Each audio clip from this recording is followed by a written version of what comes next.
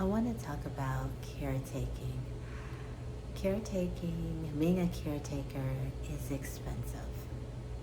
And it's not easy whether you're taking care of an elderly parent, a child, um, anyone who is in your family or relative, sibling, whatnot, who is important to you. It's expensive.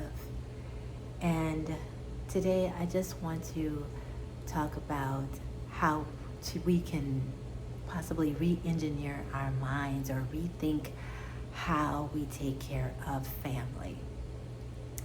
I know a lot of times we think that, you know, we all have to work, and we do, to get money. Um, but I think when there is a season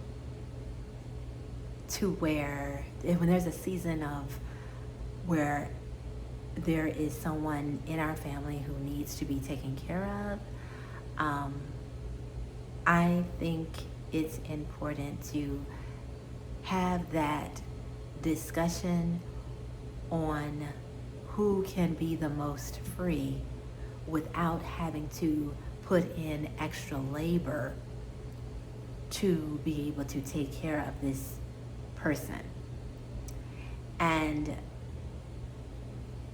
I think that it's already hard because whether you're taking off for doctor's appointments or you have to run and get someone from their doctor's visits or pick them up or drop them off at the daycare or whatnot, whether you're taking care of a sibling or a grandchild, whatever that may be, it is important to have in our minds that someone, at least one person in the family or a relative, can be free enough to be able to take care of the needs of that particular individual.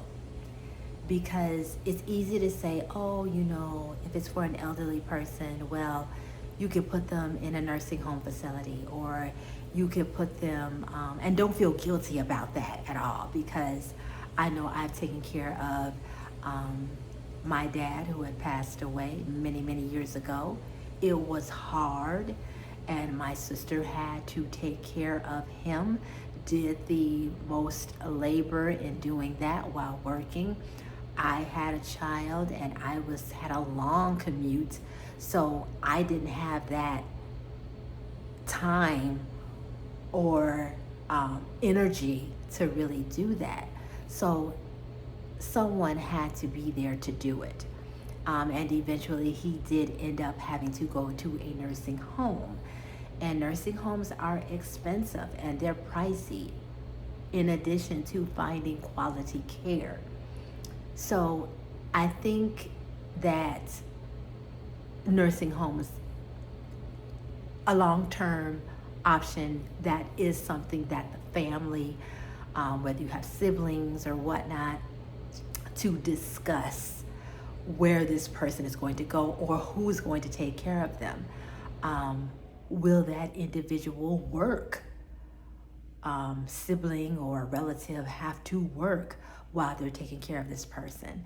And I think so many times we have in our minds that, oh, well, we all have to work. We all have to work. It's only for a season.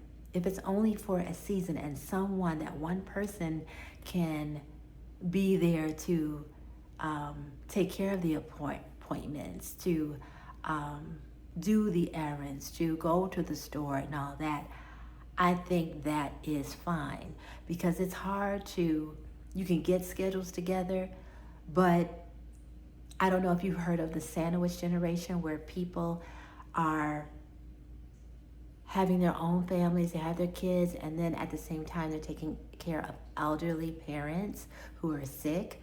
That's hard. That is really hard. And I would say to anyone in that situation to definitely do not feel that you're doing this on your own, and to also reach out to family members. Let the pride go and say you need help.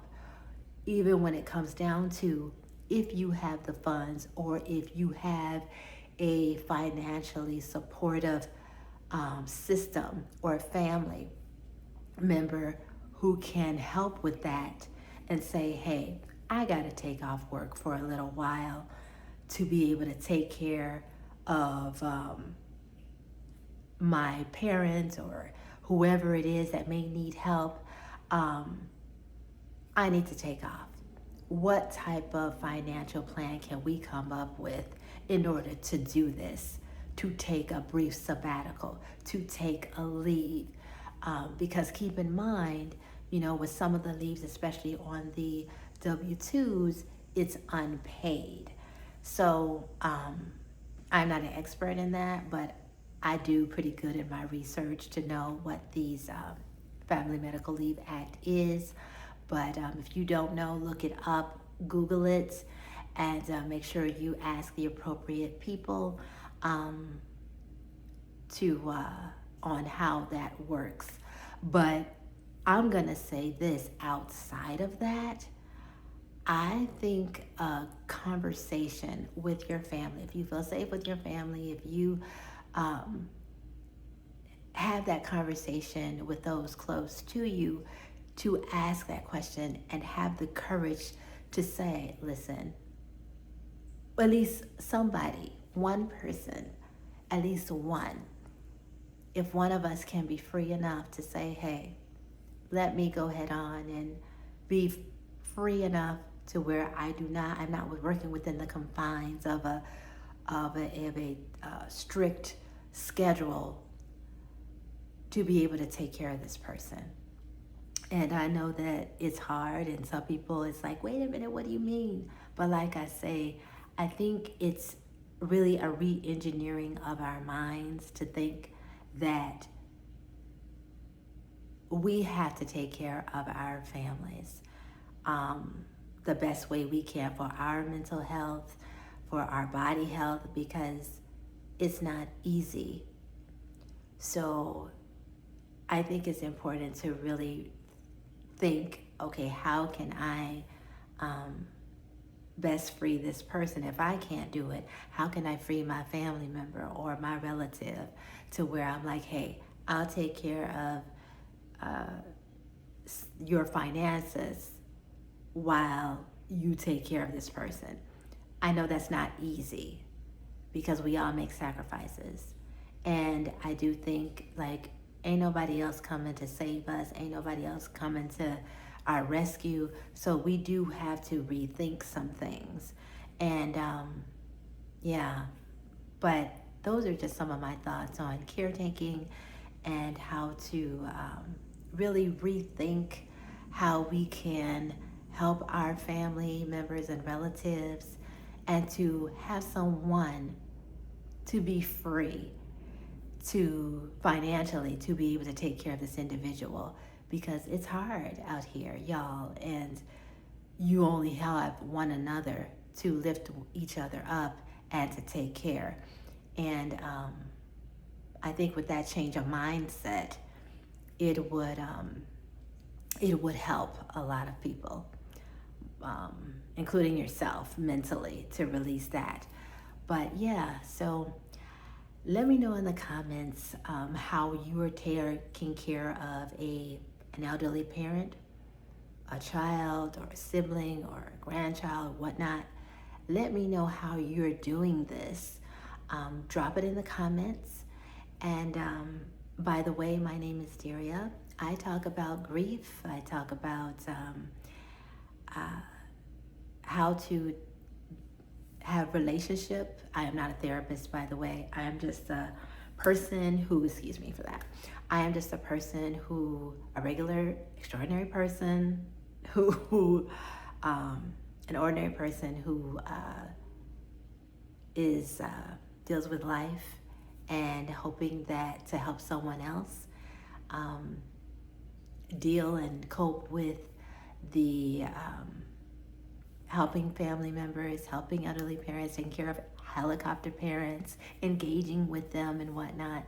But yeah, and it's a lifestyle blog channel, and I also talk about other things as well, other hobbies of mine, because I am a multi-passionate person. And not only do I talk about, like I say, grief and how to engage with elderly and helicopter parents, but also fun things. So, yeah, but until next time, and don't forget to subscribe to this channel as well and hit the notification bell so you will not miss a video. And until next time, I will talk with you in the next video. Bye for now.